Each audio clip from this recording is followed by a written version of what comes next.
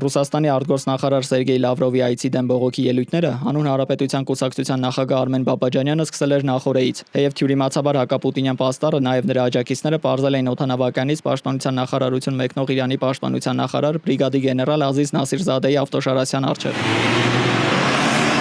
Այսօր Բաբաջանյանն ու կողմնակիցները հավաքվել էին արտաքին գործերի նախարարության շենքի դիմաց։ Կազմակերպիչը հայտարարել է, որ Ռուսաստանը հիբրիդային պատերազմ է վարում Հայաստանի դեմ, մեղսակից է Արցախի հայաթափման ու Հայաստանի սահմանների դեմ Ադրբեջանի ոտնձգություններին։ Ռուսաստանը հիբրիդային պատերազմ է իրականացնում Հայաստանի նկատմամբ։ Ոստիկանները օրդորել են ցուցարարներին տեղափոխվել դիմացի մայթը։ Դրանք ընդհանրապես թաքցնելու համար էին մեր տեսադաշտը ուղղակի որպեսզի գլխավոր մարդասպանը մարդկության այսօր նաև մասշտաբով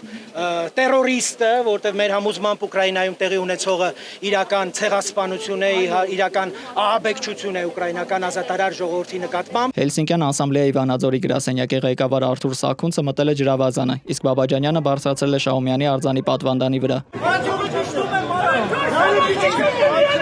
Բաբաջանյանը հայտարարել է, որ ոչ մի ռուսաստանցի պաշտոնյա չպետք է ոտք դնի Հայաստան։ Նաև խոստացել, որ Ռուսաստանի Դաշնային խորհրդի նախագահ Վալենտինա Մատվիենկոյի այցին ավելի ուշքու ցույց է կազմակերպելու։